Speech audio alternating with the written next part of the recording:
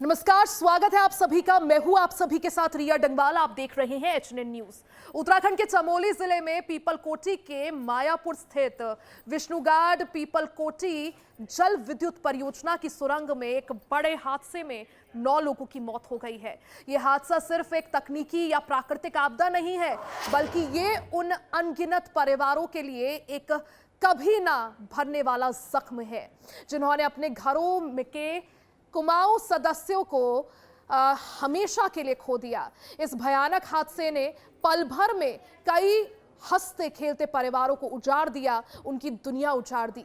वो चंद सेकंड जब उजड़ गए सपने, रोजी रोटी की तलाश में अपने घर परिवार से दूर उन सुरंगों की में पसीना बहाने वाले मजदूर शायद रोज की तरह ही अपने काम पर लौटे होंगे।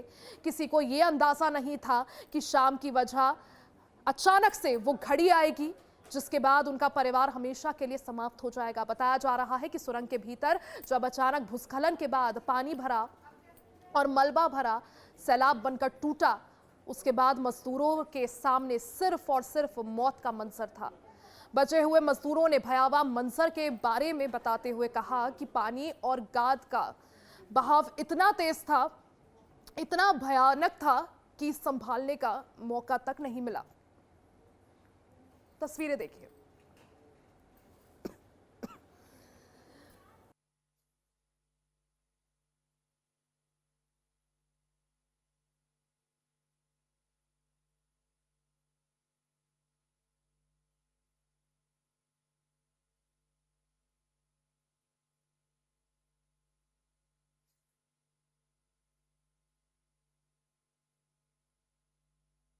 जो कुल 22 लोग ऐसा अनुमान यहाँ पर बताया गया कि 22 लोग कुल काम कर रहे थे। उसमें से 3 लोगों को छोड़ के बाकी सभी लोग रेस्क्यू हो गए हैं और जो गंभीर रूप से घायल हैं उनको यहाँ एडमिट किया है अस्पताल में। और कुछ लोगों के लिए बेस में भी बात की गई है कि बेस में अगर जिनको भेजना है बेस में भेजा जाएगा। और एम्स ऋषिकेश में भी सारी व्यवस्थाएं वहाँ की गई हैं। यहाँ पर बचाव के लिए और खोजबीन के लिए सभी प्रकार की एजेंसियां यहाँ पर हैं। हमारा प्रयास है कि सभी को जल्दी से जल्दी निकाला जाए और जो समुचित इलाज है वो समुचित इलाज करवाया जाए। ऐसा अनुमान यहाँ पर बताया गया कि 22 लोग कुल काम कर रहे थे।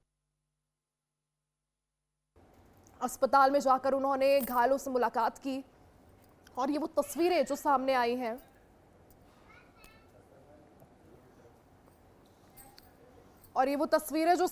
हैं, भयावह।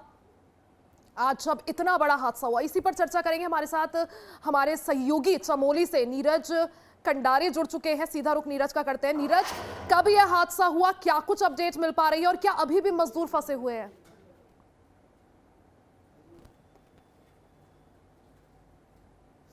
नीरज, आप म्यूट है, एक बार अनम्यूट कर लीजिए अपने आप को प्लीज।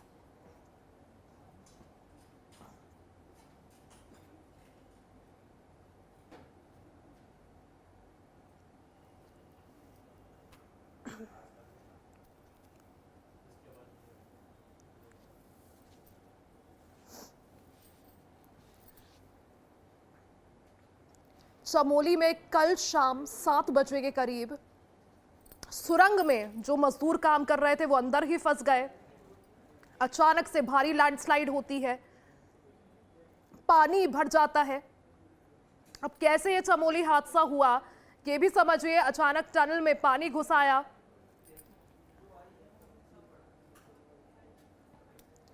भारी पानी के साथ मलबा भी अंदर पहुंचा। टनल के अंदर जो मजदूर काम कर रहे थे वो इस बीच वहीं फंस गए, जिससे आगे बढ़ना नामुमकिन हो गया। ये जो निर्माणाधीन सुरंग है ये अलकनंदा नदी के पास बनी हुई है। सुरंग के जरिए वहां पर लगातार काम की स्थिति बनी रहती है। पानी और मलबे ने रेस्क्यू की चुनौतियों को और ज्यादा बढ़ा दिया। शुरुआत में 22 मजदूरों के फंसे होने की आशंका जताई जा रही थी, 9 की जान जा चुकी है। एसडीआरएफ और एनडीआरएफ ने रेस्क्यू ऑपरेशन का मोर्चा संभाला हुआ है। फंसे मजदूरों को सुरक्षित निकालने की कोशिश लगातार जारी है। 22 मजदूर अंदर फंसे हुए थे, 9 की जान जा चुकी है, कुछ को सुरक्षित बाहर निकाला गया। और आपको याद होगा कुछ साल पहले इसी तरह से ऐसी ही कुछ तस्वीरें सिलक्यारा टनल से भी सामने आई थी, जहां कई दिनों तक मजदूर अंदर ही फंसे हुए थे। बहरहाल यहां पर पूरी तरह से टनल ब्लॉक नहीं हुआ है, यही वजह है कि रेस्क्यू ऑपरेशन तेजी से आगे बढ़ाया जा रहा है। लैंडस्लाइड के बाद मलबे में 22 मजदूर फंसे थे, कुछ को रेस्क्यू कर लिया गया है, 9 की जान जा चुकी है, कुछ अभी भी अंदर फंसे हुए बताए जा रहे हैं।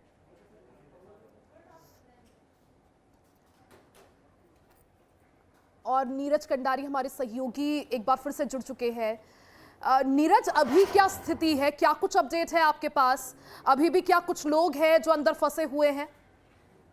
जी देखिए, चमोली जिले की एक बड़ी घटना यहाँ पे कल हुई है। कल देर शाम को 7 बजे के करीब जो पीपल कोटी मायापुर क्षेत्र है, वहाँ पे टीएचडीसी जो निर्माणाधीन एक टनल यहाँ पे बन रही थी, वहाँ पे भारी पत्थर और जो पानी मलबा आने के कारण जो ये सुरंग थी वो धंस गई थी। उसके बाद 22 लोग यहाँ पे उस टनल में समय काम कर रहे थे। जिसके बाद जो स्थानीय प्रशासन को जब ये जानकारी मिली कि यहाँ पे बड़ी घटना यहाँ पे, तो शासन प्रशासन की सभी टीमें यहाँ पे पहुंची हैं। उसके बाद लगातार रेस्क्यू कार्य यहाँ पे जारी था, जिसको लेकर अभी तक जो आज का अपडेट है, 19 लोगों को यहाँ पे निकाला गया है, 3 लोगों का रेस्क्यू यहाँ पे किया गया है। वहीं जो 7 लोग हैं, 7 लोग की यहाँ पे मौत की पुष्टि भी, आधिकारिक पुष्टि यहाँ पे हो गई है। और जितने लोग घायल थे उनको जिला चिकित्सालय गोपिष्टन में भर्ती यहाँ पे कराया गया। उसके बाद जो ज्यादा घायल लोग थे उनको बेस अस्पताल श्रीनगर में यहाँ पे ले जाया गया। वहीं अगर रेस्क्यू की बात करें तो एनडीआरएफ, एसडीआरएफ, स्थानीय प्रशासन के साथ साथ तमाम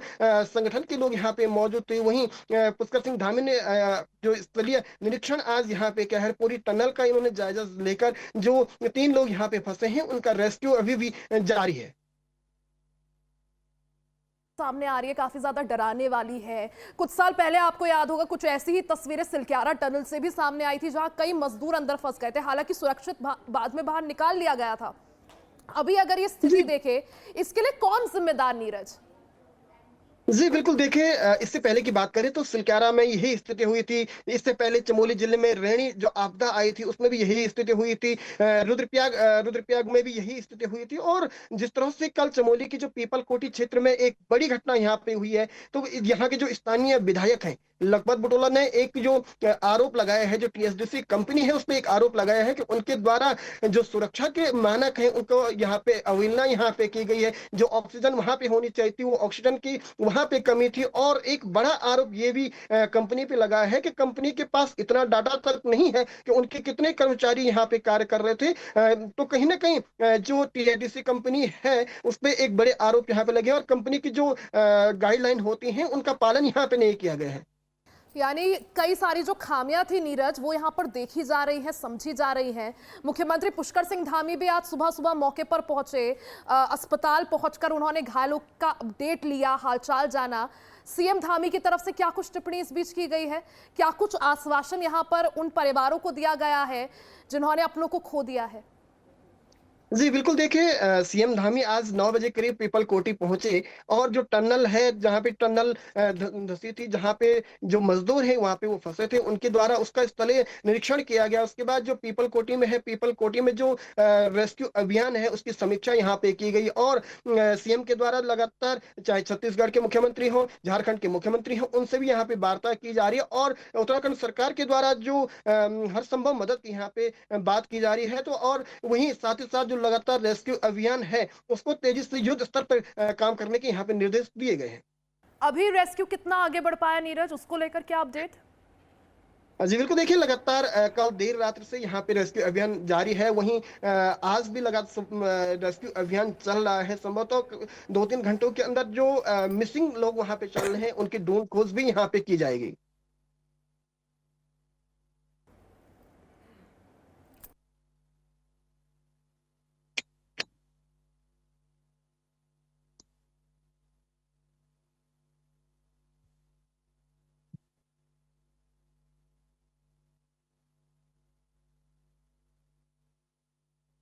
हादसा कैसे हुआ, ये ग्राफिक्स के माध्यम से समझिए।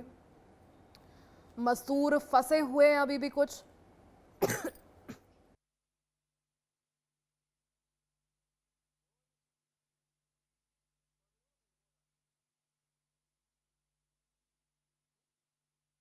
इस बीच मुख्यमंत्री पुष्कर सिंह धामी ने क्या कुछ कहा जब वो मौके पर पहुंचे, सुनवाते हैं।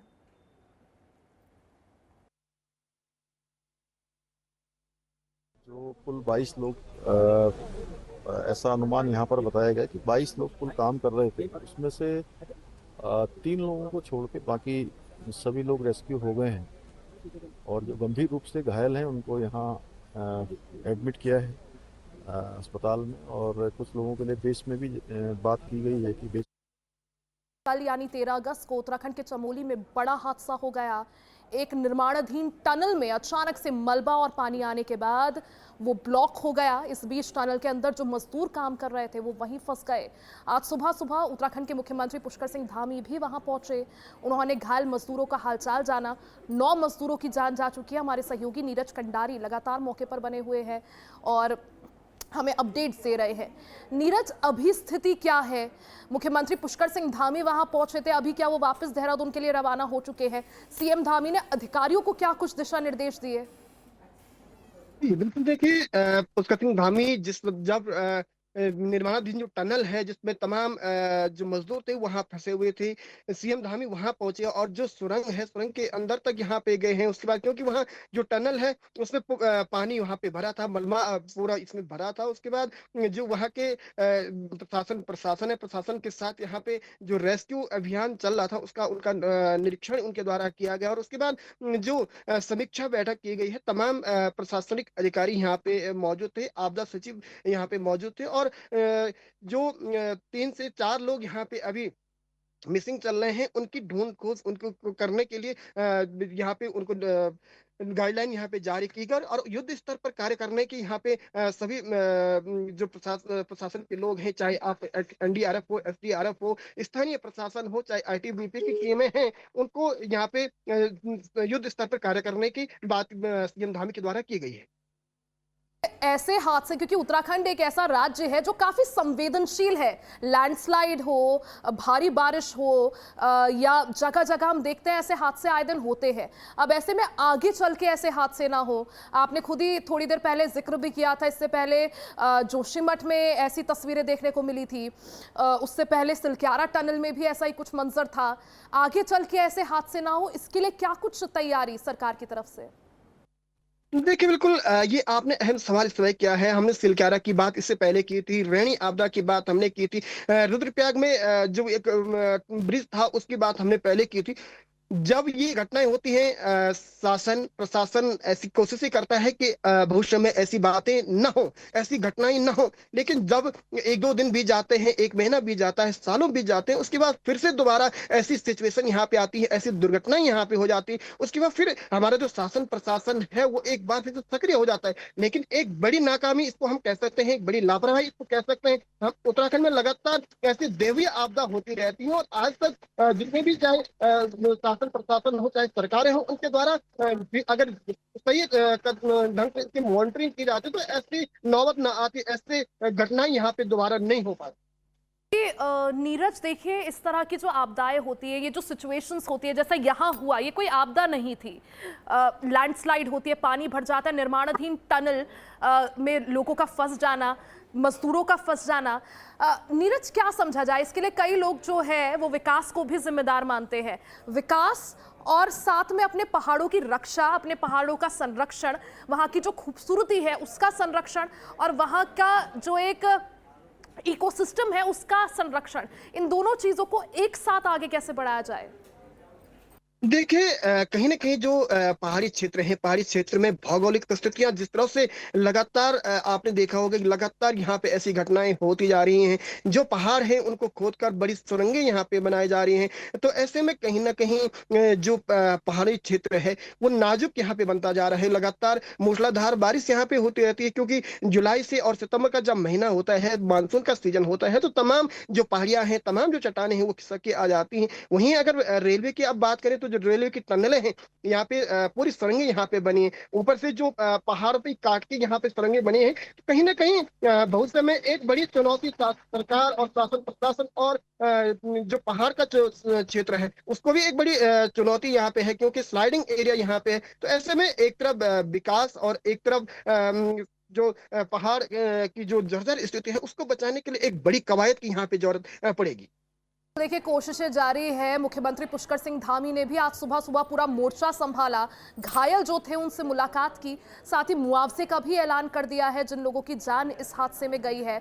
लेकिन आगे चल के ऐसे चैलेंजेस ना आए, उसको कैसे टैकल किया जाए, आगे चल के ऐसी सिचुएशन ना आए, उसके लिए क्या कुछ कदम उठाए जाते हैं वो भी बेहद जरूरी यहाँ पर। नीरज बहुत बहुत शुक्रिया तमाम जानकारी देने के लिए। और देखिए, जिस तरह से उत्तराखंड के चमोली में एक बार फिर से ये भीषण हादसा, जहां 13 अगस्त की शाम 7 बजे एक निर्माणाधीन टनल में लैंडस्लाइड की वजह से मलबा आ जाता है, पानी भर जाता है, 9 मजदूरों की जान चली गई है। ये सभी मजदूर अंदर काम कर रहे थे। इनके अलावा कई सारे मजदूर जो हैं अंदर फंसे थे, जिनको अभी फिलहाल रेस्क्यू किया जा रहा है। रेस्क्यू ऑपरेशन लगातार जारी है।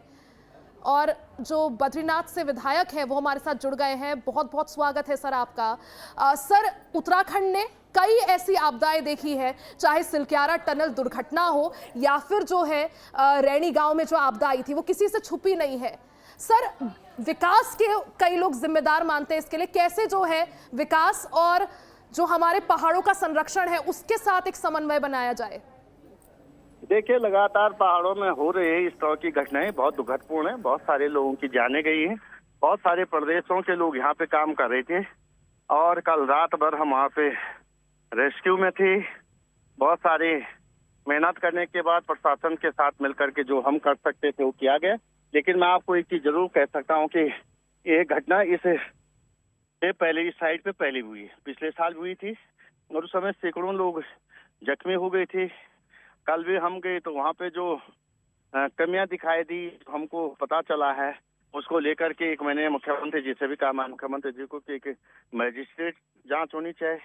उसको मजिस्ट्रेट जांच को लेकर के उन्होंने कहा है। दूसरी बात मैं आपको ये कह सकता हूँ कि जितने लोग अभी घायल हैं उनकी मैं हॉस्पिटल में हूँ, उन लोगों की देख रेख कर रहा हूँ, उनको अच्छी से अच्छी चिकित्सा व्यवस्था मिल पाए इसको लेके मैं काम कर रहा हूँ प्रशासन के साथ मिलकर। लेकिन क्योंकि लखपत सिंह बुटोला जी, सर अभी सिचुएशन क्या है? हालांकि मुख्यमंत्री पुष्कर सिंह धामी सुबह सुबह पहुंचे थे, घायलों से मुलाकात भी उन्होंने की। अभी सिचुएशन मैं आपसे समझना चाहूंगी सर।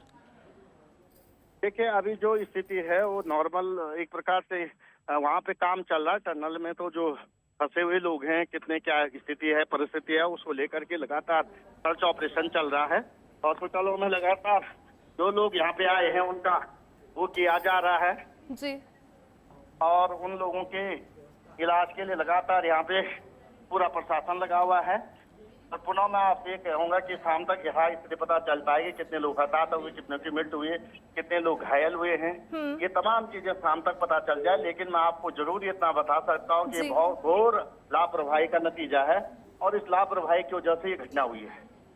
जी सर, बिल्कुल लापरवाही तो है ही, ये चीज समझ भी आ रही है, क्योंकि ये पहली बार नहीं है जब ऐसी सिचुएशन उत्तराखंड में बनी हो।